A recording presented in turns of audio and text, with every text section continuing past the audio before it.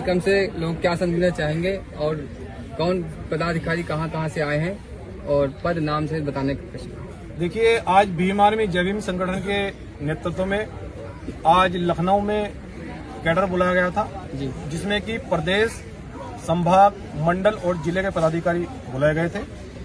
जो कैडर आज इतना शानदार रहा, बहुत शानदार आज कैडर हुआ।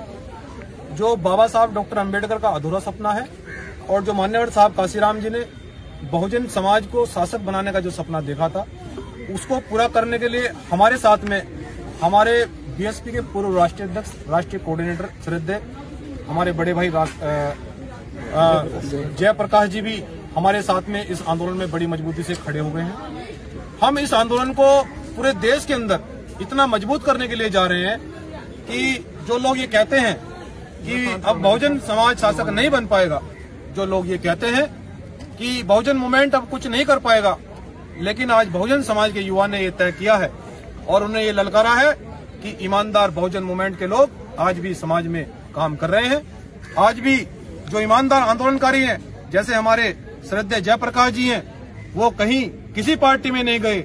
उन्होंने ये संकल्प लिया है कि हम इस आंदोलन को आगे बढ़ाएंगे और उन्होंने भीम आर्मी जय भीम संगठन के नेतृत्व में आकर इस आंदोलन को मिलकर हम इस देश में और खासकर उत्तर प्रदेश में बड़े बड़े कार्यक्रम करके, बड़े आंदोलन करके हम बहुजन समाज को बड़े पैमाने पर जगाकर हम वही साहब काशीराम जी का जिस समय DS4 बना था, जिस समय बामसेब बना था, और साहब काशीराम जी ने कहा था कि जिसकी जितनी संख्या भारी उसकी उतनी हिस्सेदारी, तो हम लोग इस आंदोलन को बड़ी मजबूती से आगे बढ़ा रहे हैं।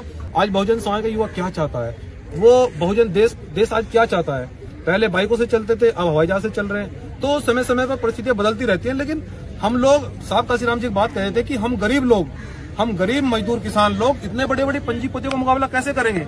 लेकिन आज मैंने अपने कार्यकर्ता पदाधिकारियों को कहा है कि हम बड़े बड़े पूंजीपतियों का उपयोग, बड़े बड़े संसाधन लोगों का उपयोग हम मोटरसाइकिलों से, साइकिलों से जाकर उसी तरह करेंगे जिस तरह से साहब काशीराम जी ने इस देश में पूंजीपतियों का मुकाबला किया था और इस सूबे के अंदर पूर्ण बहुमत से सरकार बनाकर दिखाई। और उस मिशन को मंजीत सिंह नौटियाल और माननीय हमारे जयप्रकाश जी इस मिशन को पूरे देश के अंदर मजबूती से ले जाने के काम करेंगे। बहुत बहुत धन्यवाद।